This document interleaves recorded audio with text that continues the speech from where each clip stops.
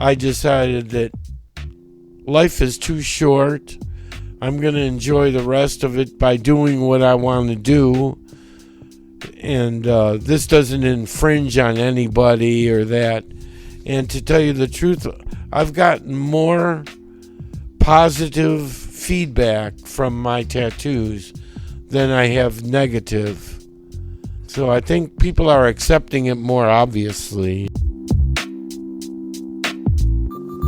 That was retired Muni driver Gary Weinstein. I'm Jeff, and this is Storied San Francisco. Every week on this podcast, we bring you bartenders, photographers, journalists, and other San Franciscans talking about living, working, and doing their thing here. It's a way to get to know your neighbors. Welcome to episode 49, part 2, the last podcast of Storied San Francisco, season 1. Looking back over the last year, we've climbed Sutro Tower, gone on rides with medical examiners, been to drag shows, opened businesses, seen bands play at clubs that no longer exist, gotten to know homeless individuals, and held the hands of friends who were dying from AIDS. It's been quite a journey, and to celebrate the end of Season 1 and the launch of Season 2, we're hosting an event next month called 2 Storied Nights. It will be 2 days of art, spoken word, and music, celebrating expression and community in San Francisco. The dates are November 9th and 10th, and advance tickets are now available at Eventbrite. We're going to take a short break from producing new episodes, but over the next month or so, we'll be releasing some of our favorites from Season 1. That includes a fair number of episodes from the artists and musicians who will be part of 2 Storied Nights. Be on the lookout for those in case you missed any of them, and Season 2 will kick off on November 13th. As we learned in part 1, Gary moved to San Francisco in 1971 and started driving Muni buses right away. In this podcast, Gary shares some of the more juicy stories from his time in the driver's seat. He ends the podcast with the story behind why he started covering his body in tattoos. Here's Gary. Most of the drivers are pretty straight up. Come to work, do the job, and leave. There's not a lot of hustling or deceiving anymore. Mm-hmm. At least when in the end when I was finishing. Mm-hmm. I don't know how it is now, but it's a pretty straight job. You got to be there. You got to do it. There's not a lot of time to fool around or mess around. Some of the things that I've said, whether it's sex on wheels or smoking pot, I don't think that's being done very much anymore. Yeah, it doesn't probably. I think the consequences are too great. When I was driving the 18, the last 10 years, I liked this line. It was a community line. People would come from downtown. It started at 19th and near at Stonestown. Went around Stonestown, out to 46th near the zoo, right turn, all the way down 46 to Lincoln. And in that area were all kinds of students, young people working, college students, and working people, working class people, all coming from their job. Mm-hmm. So late at night, mostly kids would ride. They didn't want to pay. They wanted to hassle people unless you were cool. And so they used to come on the bus with their boom boxes and their pot and their booze. And I tell them, go in the back, turn it up if you want to hear it. And we're going up to the Legion of Honor. And once we get up there, I got 10 minutes, so do what you want to do, and I'll give you a beep when you're ready to go. So these kids, oh, man, they used to smoke pot, ride their skateboard, drink. It was really fun to watch. Yeah. Because police would pick them up for just hanging on the corners, and that's one thing. I felt they were more protected on the bus, and they wouldn't get in trouble hurting other people also doing this. Yep. And every once in a while I might take a hit on a joint while I was up there. Totally not right, but it was still safe, and they loved it. Yeah. They thought it was cool that the bus driver was smoking pot. And then I got married. It happens. That's another story. Now I'm divorced, and let me just say this. You better know your partner before you're married. Gay, straight, lesbian, doesn't make a difference. You better know your partner.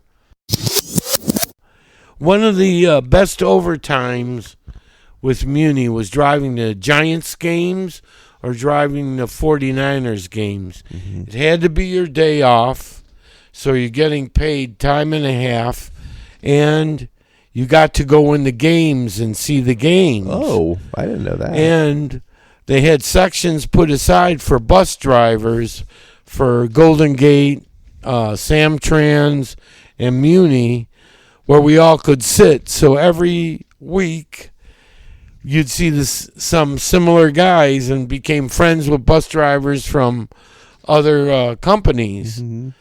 And people used to, if you get out to the park, being a high seniority guy, there was like 10 of us, and once we got to, like, say, Candlestick, we'd say, who's got the last bus up on the top of the hill, which was a long way away and many buses from being the first to leave. And we'd say, who's got the last bus? And whoever said, oh, that's ours, we'd all go up on the bus, smoke pot. We each brought a joint with us. And then we'd go in and watch the game. 3 hours later, we'd come down, and there you go.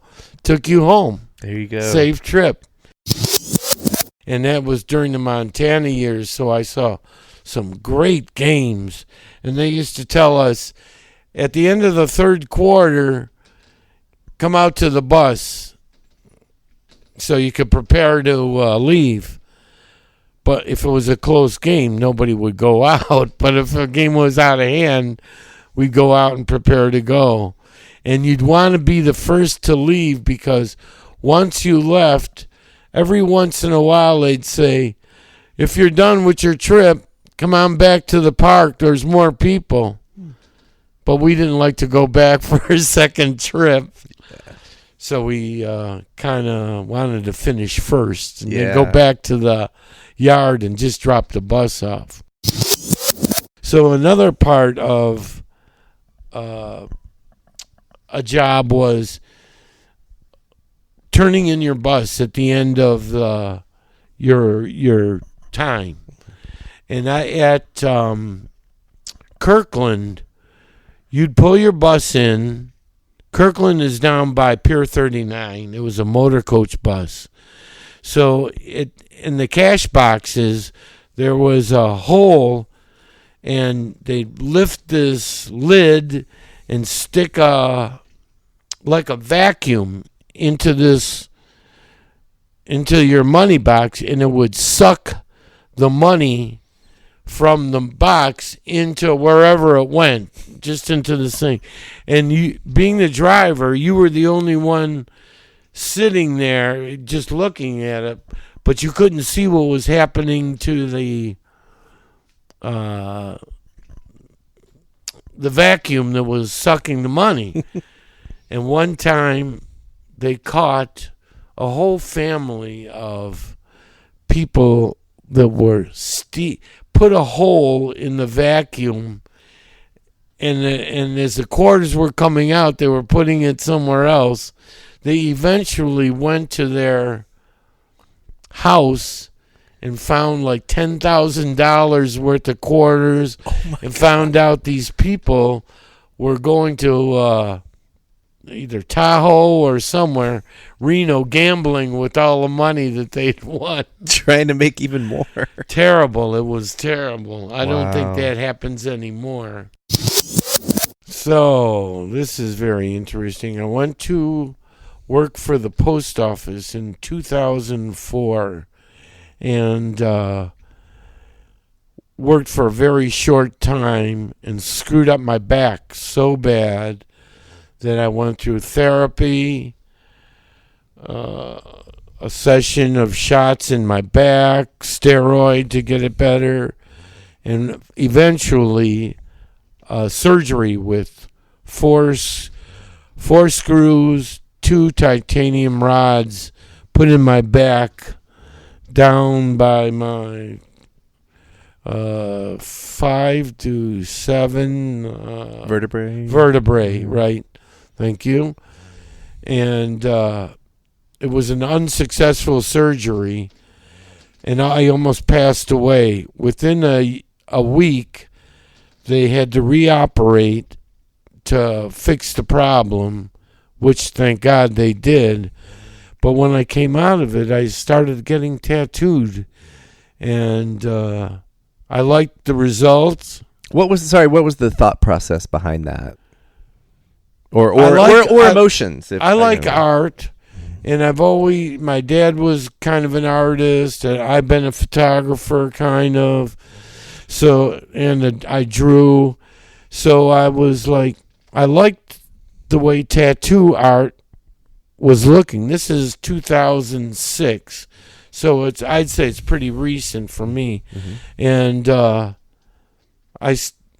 there was no special reason I did it. I just liked how tattoos looked on me after. And I decided that this is what I was going to do. And now I'm tattooed from head to toe.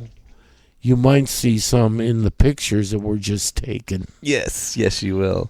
Yeah, my friend I told you about who does tattoos, I know that they call things like hands and face, they call it public skin. And so there's tattoos, and a lot of people get tattoos that are, you cover it up if you need to. What was the thought process, or how did you decide I'm going to get tattoos all over my face and hands and stuff?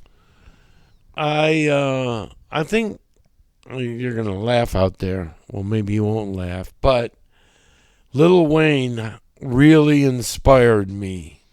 And the rap tattooist really, when I looked at him, here's black men with tattoos that were visual and colorful and still showed up well. So, I've recently done a bunch of lines because I like architectural lines, vertical, horizontal, and I had above my eyelids, over my right eyelid, I had praise, and I had God put on my left eyelid. So when I pass and they put my eyelids down, it says, praise God. And hopefully you'll put me in the right place then.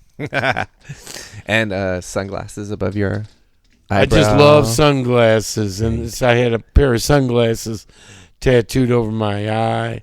And I've had family, my daughter's name, stars put on. When I first when I got to know you a little bit better, I thought maybe the cheeks were the city map or like the Muni map. Uh-huh. Is that not what it is? No, it's just more of architectural lines. Yeah. Can you see how I would think that? Yeah, though? Oh yeah. Because it's got like diagonal, right, and then right. like Market Street. Yeah, I should put some stops in there. Yeah. Would you get a Muni tattoo, hypothetically? I have a Muni tattoo. You have a Muni tattoo. I have a bus tattooed on me, on my chest. Nice. And with my bus number, what my driver's number was 1119. Mm-hmm. Awesome. My son's birthday and my birthday. His was the 11th. Mine was the 19th. So I always felt that was kind of lucky. Check back throughout October to go through the archives with us of some of our favorite episodes from Season 1. Music for this podcast is by Otis McDonald, a.k.a. Joe Bigale. Film photography is by Michelle Kilfeather. If you're not already, please follow Storied San Francisco on Facebook, Twitter, and Instagram. Our website, storiedsf.com, has all the episodes, plus a store where you can help support the podcast by buying some of our merch. If you're listening on Apple Podcasts, please do us a favor and rate and review the show. It really helps. Send comments and suggestions to storiedsf@gmail.com. And lastly, don't forget to get your advance tickets to 2 Storied nights over on Eventbrite. Thanks for listening to this podcast and to everything we've done in Season 1.